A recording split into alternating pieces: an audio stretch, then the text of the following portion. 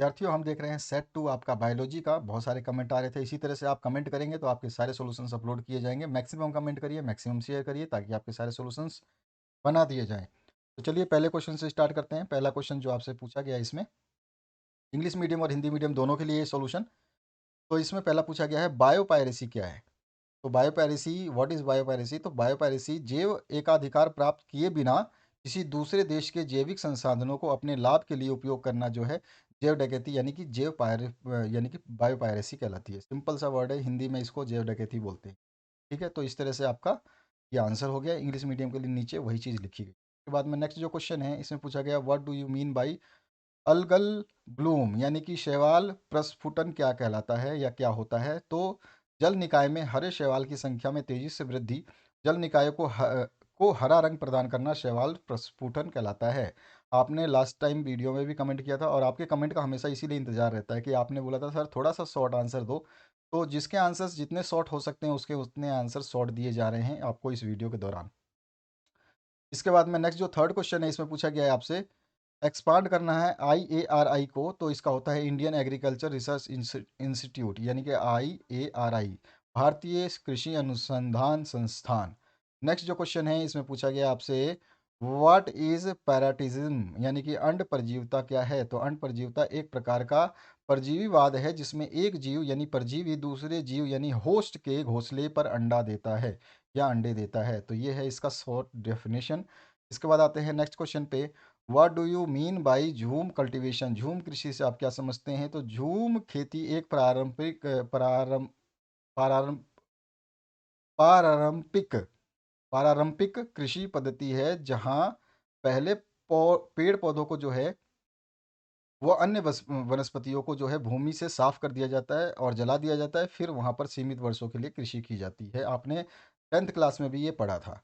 उसके बाद आते हैं नेक्स्ट क्वेश्चन पे, why is Taq polymerase is used in PCR technique. तो टैग पॉलीमरेज जो है इसको पीसीआर टेक्निक में क्यों यूज किया जाता है। तो क्योंकि टैग पॉलीमर्स जो है ये उच्च दक्षता और प्रवर्धन क्षमता के साथ उच्च तापमान पर काम कर सकता है। मतलब कि अगर टैग पॉलीमरेज नहीं होता है तो पीसीआर भी नहीं हो सकता। सिंपल सी बात है, इसीलिए इसको यूज करते हैं।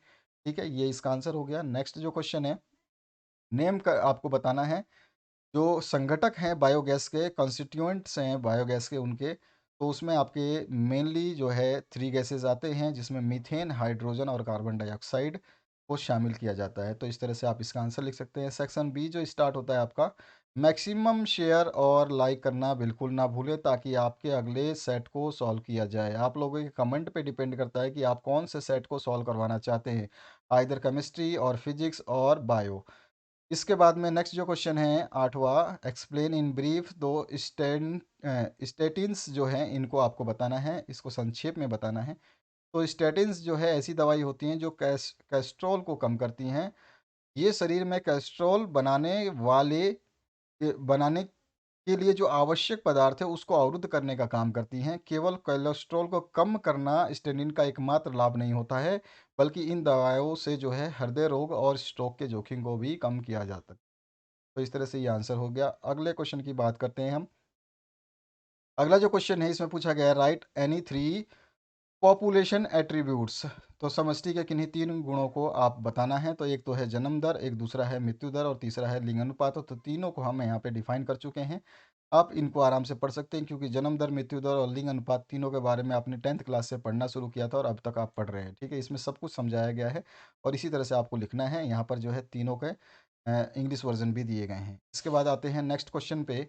नेक्स्ट जो क्वेश्चन है इसमें पूछा गया, व्हाट आर रिस्ट्रिक्शन एंडोक्लूजिस।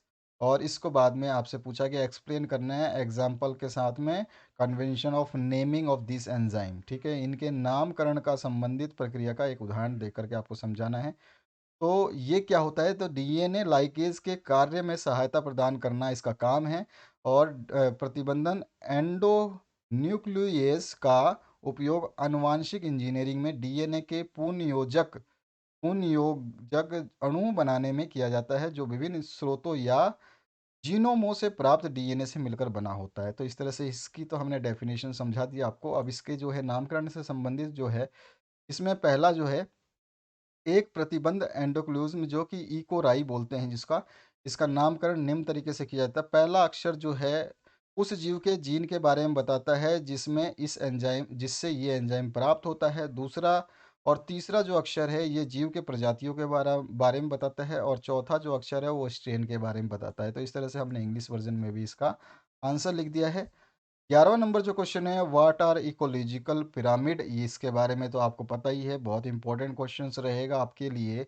और इस बार के जो क्वेश्चंस है ऐसे उठा-पटक बना रखे हैं बोर्ड ने कि इन क्वेश्चनों के आंसर्स ढूँढोगे तो जल्दी से मिलेंगे नहीं और मिलेंगे तो समझ में आएँगे नहीं। बहुत ही हैवी तरीके के आंसर्स दिए गए हैं, इसीलिए बोला था मैंने कि आपके इस बार के बोर्ड एग्ज़ाम्स जो हैं थोड़े से डिफ़िकल्टी साबित होंगे आपके लिए।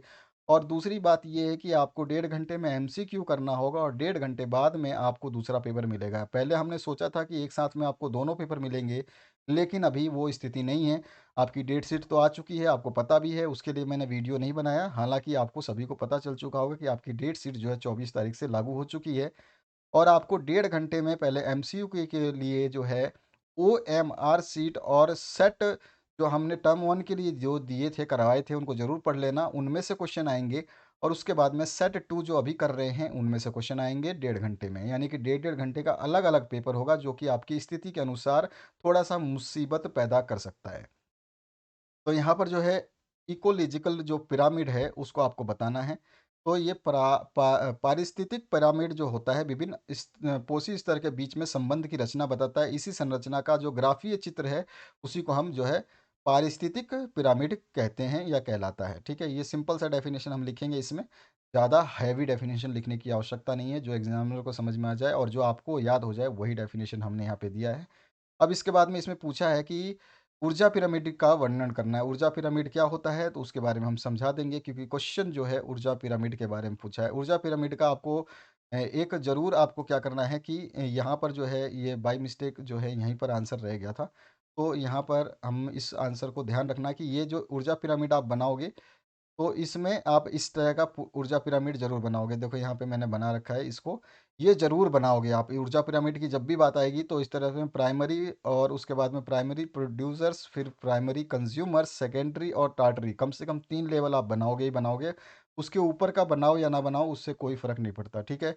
तो यहाँ पर आप बना दोगे। ये जो लिखा हुआ है इसमें ये बाय मिस्टेक इसमें रह गया था क्वेश्चन पेपर में, तो यहाँ पर जो है इसको आप भूल जाना, ये आप डायग्राम बना देना। ठीक है?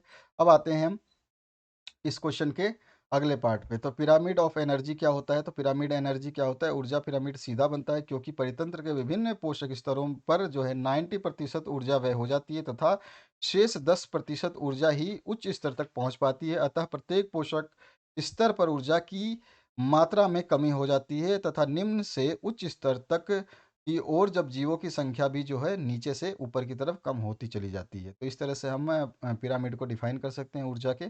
और इस तरह का आपको डायग्राम आपकी बुक में भी दिया गया है, तो इसको आप ज़रूर बना लेना। यहाँ पर जो ये इंग्लिश में और हिंदी में लिखा हुआ है, एक्चुअली ये यहाँ पे बनाते समय जो है ध्यान नहीं रहा और इस पे लिख दिया था।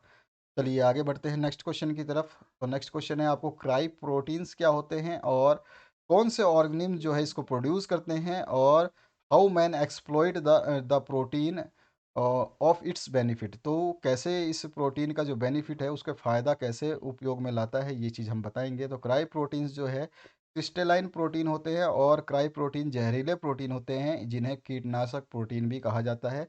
ये मिट्टी में रहने वाले जीवाणु बैसिलस जो है बीटी के कुछ स्ट्रेन्स के प्लाज्मिड में पाए जाने वाले जीनों द्वारा उत्पन्न किए जाते हैं। तो यहाँ पर दोनों क्वेश्चन हमने कर दिए।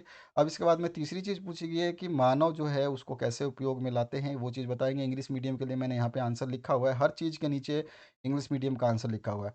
मनुष्य ने कीटों के प्रति प्रतिरोधकता के साथ कुछ आनुवांशिक रूपांतरित फसलों को विकसित करने के लिए इस प्रोटीन का लाभ उठाया है, जैसे बीटी कपास और बीटी मक्का। ठीक है? तो इस तरह से आप इसका आंसर लिख देंगे। अगला जो 13वां नंबर क्वेश्चन है, right A note on ground water depletion and way of its replacement. तो आपको बताना है कि ये जो है इसको बचाने के या पुनः पूर्ति के तरीके बताने हैं और भू अवक्षय क्या होता है ये भी आपको बताना है। तो भूजल अवक्षय क्या होता है ये हमने बताया। हाल के वर्षों में भूजल के स्तर में जो गिरावट आई है, जनसंख्या में वृद्धि और जल प्रदूषण के कारण हर साल जल आपूर्ति का स्रोत तेजी से कम होता जा रहा है। पानी की मांग को पूरा करने के लिए जलाशयों जैसे तालाब, नदियों आदि से पानी निकाला जाता है। परिणाम स्वरूप जो है भूजल का स्रोत जो है वो कम होता जा रहा है। इसका कारण यह है कि मानव उपभोग के लिए निकाला जा रहा भूजल की मात्रा वर्षा द्वारा प्रतिस्थापित यानी कि पूर्ति की मात्रा से अधिक है। और वनस्पति आच्छादन यानी वृक्षारोपण की कमी के परिणाम स्वरूप जो है बहुत कम मात्रा में पानी जमीन से रिसता है। और जल प्रदूषण में वृद्धि एक अन्य कारक है जिससे भूजल की उपलब्धता जो है कम हो रही है। तो ये तो हमने बता दिया भूजल अवक्षय के कारण। अब इसकी पुनः पूर्ति के लिए कुछ स्टेप्स उठा सकते हैं जिसमें आपका भूजल के अत्यधिक दोहन को रोकना है, पानी के उपयोग को इष्टतम बनाना है ताकि पानी की मांग है वो कम हो जाए और उपयोग भी कम करें, वर्षा का जल जो है संग्रह करें और वनों की कटाई को रोकें और अधिक वृक्षारोपण करें। तो इस तरह से ये पॉइंट्स लिख सकते हैं। यहाँ पर जो है ग्राउंड वाटर डिप्लेशन के लिए जो हिंदी में मैंने यहाँ ऊपर बताया है वही चीज़ मैंने आपको यहाँ पे समझाई है इंग्लिश में। और जो यहाँ पे पॉइंट्स लिखे हैं इसी को हमने इंग्लिश में यहाँ पे भी लिखा हुआ है, तो इस सारे पॉइंट्स को आप नोट कर सकते हैं। इसके बाद आते हैं नेक्स्ट पॉइंट की तरफ। आप आराम से देख लीजिए वीडियो को पॉज करके। 14 नंबर जो क्वेश्चन है इसमें पूछा गया डिफरेंशिएट बिटवीन डेट्रीवोट्स एंड डिकम्पोजर्स, यानी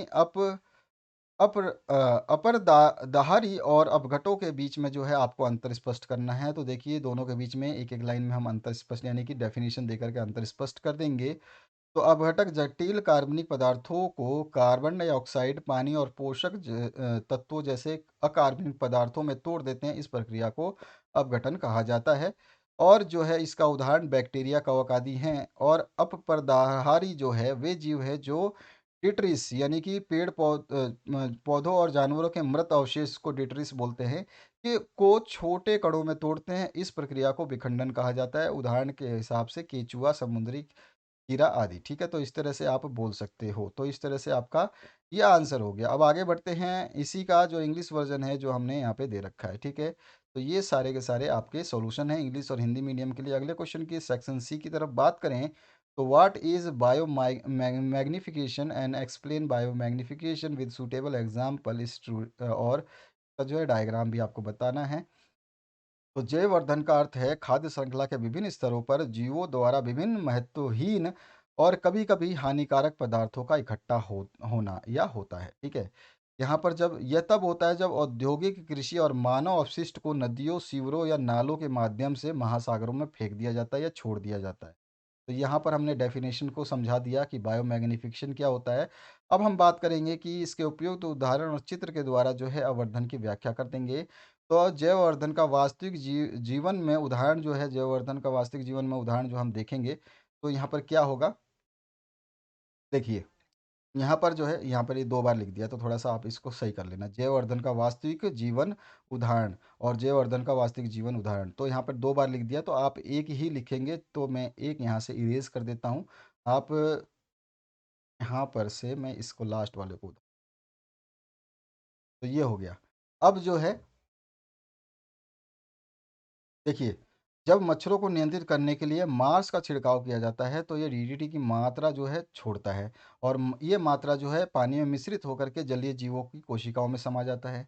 एक बार खाद्य श्रृंखला जैसे कि क्लेम और मछलियाँ इन जीवों को खा जाती है तो उस डीटीटी का जो है उपभोग कर लेती है, यानी कि अगर वो खाएगी और पानी में ये चला गया तो उसका उपभोग कर लेगी। डीटीटी की ये सांद्रता जो है श्रृंखला को एक उष्ण कटिबंधीय स्तर से दूसरे उष्ण कटिबंधीय स्तर तक ले जाती है। उदाहरण के लिए मछली की तुलना में मछली खाने वाले पक्षियों में ये डीडीटी पक्षियों के कैल्शियम चयापचय को प्रभावित करता है और इसके परिणाम स्वरूप जो है अंडे के छिलके जो उनके पतले हो जाते हैं, जो उनके अंडे बनते हैं वो उसके 1940-50 के दशक के दौरान मच्छरों की आबादी को कम करने के लिए डीडीटी का व्यापक रूप से प्रयोग किया गया था जिससे पक्षियों की आबादी में तेजी से गिरावट आई।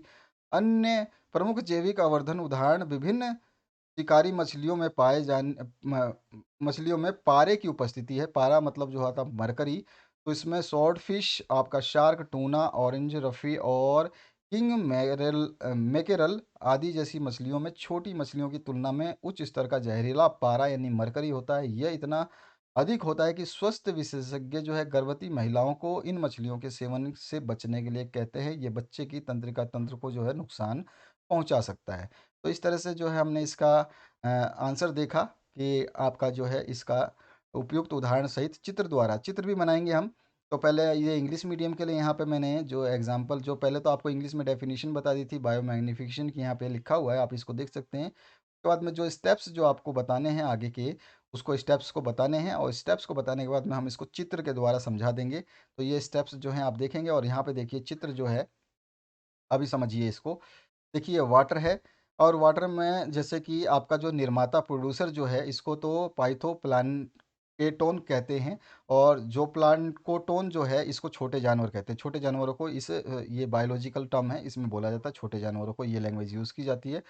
तो यहाँ पर जो है, यहाँ पर प्रोड्यूसर जो है, जैसे डीटीडी का छिड़काव हुआ, तो ये पानी से धीरे धीरे प्रोड्यूसर्स तक पहुँचा, प्रोड्यूसर से ये पहुँचा छोटे जानवरों तक। छोटे जानवरों को छोटी मछलियाँ, जैसे छोटे जानवर, छोटी मछलियों से भी छोटे जानवर, उनको छोटी मछलियों ने खाया, और छोटी मछलियों को थोड़ी बड़ी मछलियों ने खाया, और बड़ी मछलियों को जो है बर्ड्स ने खाया, और बर्ड्स को जो मछलियों को और बर्ड्स को, इन सभी को जो है जान आदमी खाते हैं। तो इस तरह से ये डीटी की सांद्रता जो अवर्धन होती जाती है, यानी बढ़ती जाती है। यहाँ पर यही चीज़ मैंने हिंदी और इंग्लिश में लिख रखा है। तो इस तरह का आप डायग्राम जो है, नॉर्मल डायग्राम बनाना है, ऐसा नहीं है कि आपको कलरफुल करना है, कुछ भी नहीं, आपको ये पिरामिड टाइप बना देना है, इस तरह एरो दिखा देना है, ठीक है। और उसमें आपको निर्माता, छोटे जानवर, छोटी मछलियाँ मछलियाँ और जो है मछली खाने वाले पक्षी, और इस तरह से डीडीटी की सांद्रता का वर्धन जो है दिखा देना है। तो आपका जो है आंसर करेक्ट हो जाएगा। तो इस तरह से ये डायग्राम आपको बायोमैग्निफिकेशन का दिखाना है। इसके बाद में आते हैं 16वें क्वेश्चन पे, जीन थेरेपी क्या है और इसका ट्रीटमेंट में एडीए बाय जीन थेरेपी कैसे यूज़ किया जाता है, ये आपको बताना है। तो देखिए, जीन थेरेपी में बीमारी के इलाज या उसे रोकने के प्रयास के लिए शरीर की कोशिकाओं के अंदर जीन को बदला जाता है, या बदलने की प्रक्रिया जो है जीन थेरेपी कहलाती है। तो सिंपल आपको समझ में आ गया जो मैंने यहाँ पे लिखा है।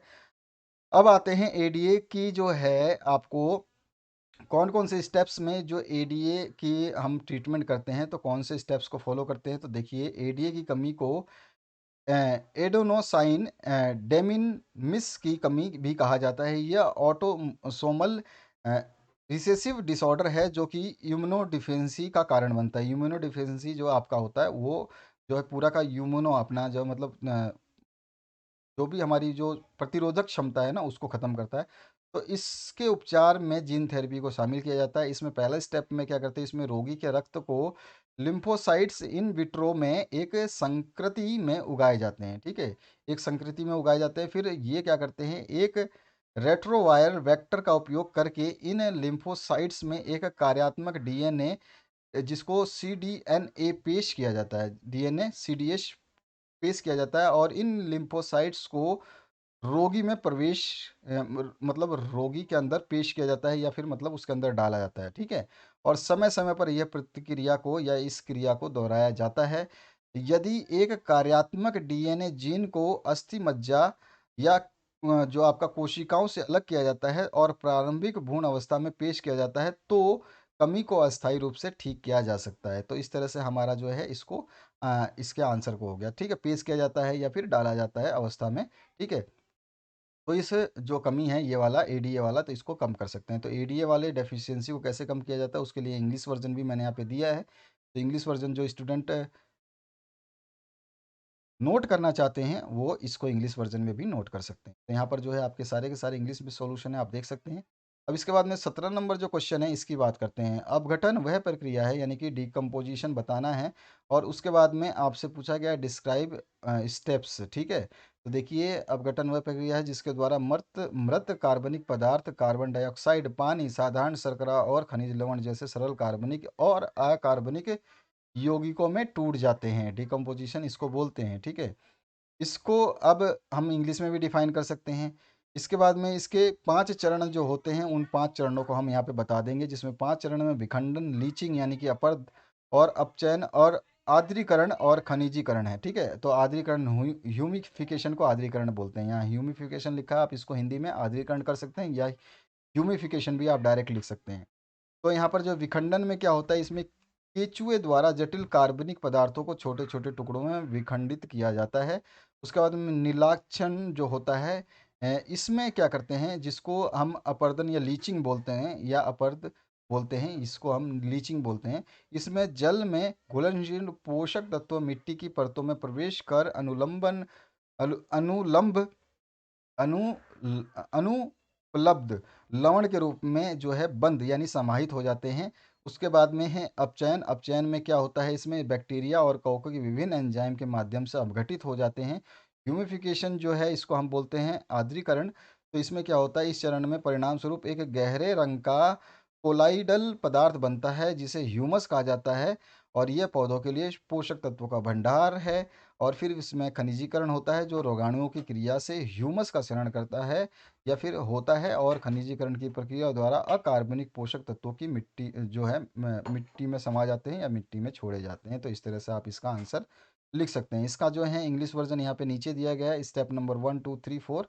वही चीज़ जो मैंने आपको ऊपर बताई, लीचिंग, उसके बाद में कैटाबोलिज्म है, ह्यूमिफिकेशन है, और मिनरलाइजेशन है। तो ये सारे के सारे टॉपिक्स आप जो है मतलब पॉइंट लिखेंगे। 18 नंबर जो क्वेश्चन है, एक्सप्लेन करना है separation of DNA fermentation by gel electrophoresis. तो इलेक्ट्रोफोरेसिस के यानी कि विद्युत कर्ण संचालन के द्वारा, तो ये डायग्राम आप बनाएंगे जिसमें डीएनए लैडर और डीएनए सैंपल्स को यहाँ पर डाला जाता है, और डीएनए सैंपल्स जो है लोड किए जाते हैं वेल्स के द्वारा यहाँ पर, और फिर इसमें लार्ज और स्मॉलर दोनों को पृथक करने की ये विधि है। तो लार्जर और स्मॉलर डीएनए जो हैं वो साइज़ के हिसाब से अलग हो जाते हैं। तो इस तरह का आप डायग्राम बना देंगे, और यहाँ पे जो है स्टेप्स लिख देंगे। तो स्टेप्स मैंने अलग अलग लिखे हैं। वैद्युत कण संचालन एक वैद्युत क्षेत्र के प्रभाव में अवशेषित अणुओं को अलग करने की एक तकनीक है, जिससे वे एक माध्यम या मैट्रिक्स के माध्यम से विपरीत आवेश वाले इलेक्ट्रोड की दिशा में पलायन करते हैं। दूसरे स्टेप में हम लिख देंगे सबसे अधिक इस्तेमाल किए जाने वाला मैट्रिक्स जो है एगारोज है, जो समुद्री खरपतवार से निकाला गया एक पॉलीसैकेराइड है। और फिर एग्रो से जेल के छिद्रों के माध्यम से डीएनए के अणुओं के आकार के अनुसार अलग हो जाते हैं एग्रोजेल। अब इसके बाद में फिर पृथक डीएनए अंशों को यूवी विकिरणों के संपर्क में आने पर चमकीले नारंगी रंग के बैंड के रूप में मिश्रित एथिडीनियम ब्रोमाइड यानी ETBr के साथ डीएनए को धुंधला करने के बाद ही देखा जा सकता है। और उसके बाद में डीएनए के अलग किए गए बैंड को एग्रासोल जेल से काट कर जेल के टुकड़ों से निकाला जाता है। इस चरण को रेफरेंस भी कहा जाता है। तो यहाँ पर जो है आपका ये जेल इलेक्ट्रोफोरेसिस जो है यहाँ पे बताया गया है इंग्लिश स्टेप्स में। तो आप इस इंग्लिश वर्जन जो स्टूडेंट लिखना चाहते हैं वो यहाँ पे लिख सकते हैं। सारे स्टेप्स जो हैं आपको ऊपर बताया गया वैसे के वैसे हिंदी में भी लिखा गया है। अब आते हैं हम लास्ट जो आपका 19वां क्वेश्चन है, इसमें मैच करना है कॉलम्स को। तो सबसे पहला जो कॉलम में है आपका, इसमें पूछा गया माइकोराइजा जो है ये क्या होता है, symbiotic association of fungi and plants. कवकों और पादपों के बीच सहजीविता का संबंध को जो है माइकोराइजा कहते हैं। उसके बाद में एजोबैक्टर जो है ये एंटीबायोटिक फैक्टर में आता है। लाइट जो है नाइट्रोजन फिक्सेशन के लिए आवश्यक है। हिंद सेकंड जो है रिस्ट्रिक्शन एंडोक्लूजिस के लिए उपयोगी है। उसके बाद में प्लाज्मिड जो है एन एक्स्ट्रा क्रोमोजोमल जो डीएनए है उसके लिए है। तो इस तरह से आपका ये पूरा का पूरा मैंने हिंदी के लिए भी मैच कर दिया। यहाँ पे आप देख सकते हो सारे के सारे जो हैं लाइन से मैच किए हुए हैं। तो ये हुआ आपका सेट 2 का सॉल्यूशन। और आप अपने सेट 3 के लिए मैक्सिमम कमेंट करिए, मैक्सिमम लाइक करके शेयर करिए, ताकि हम लोग आपके सेट नंबर 3 को भी सॉल्व करा पाएँ। अब की बार के जो आपके बायोलॉजी के थोड़े क्वेश्चंस हैं ये थोड़े से डिफ़िकल्ट टाइप में सेट 2 में अलग ही तरीके के क्वेश्चंस पूछे गए हैं, जो कि आपके लिए थोड़ा-सा चिंता का विषय है। लेकिन हालाँकि हम सॉल्यूशंस प्रोवाइड कर रहे हैं, तो आप इनको पढ़ कर के आसानी से अपनी तैयारी को बेहतर कर सकते हैं। और जितना कोशिश किया हमने कि आंसर्स को मैक्सिमम छोटा कर पाएँ, ताकि आप लोगों को याद करने में कोई तकलीफ़ ना हो, तो उतने हमने इसको छोटा कर दिया है।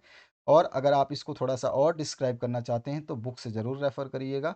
बट उसके लिए आवश्यकता नहीं है। अगर आप इतना ही पढ़ते हैं जो यहाँ पे दिया गया है, इन सभी चीज़ों को अगर आप ध्यान से पढ़ते हैं, ध्यान से लिखते हैं पढ़ कर के, तो ये सारे के सारे सॉल्यूशंस जो हैं आपको अच्छे नंबर दिला देंगे। इसमें कोई डाउट की बात नहीं है। क्लियरली आपको जो है सारे सॉल्यूशंस दे दिए गए हैं 1 टू 19 क्वेश्चंस के लिए, और हिंदी मीडियम इंग्लिश मीडियम दोनों के लिए सॉल्यूशन है। तो इस तरह से आपका जो है ये आप डायग्राम ज़रूर बनाना।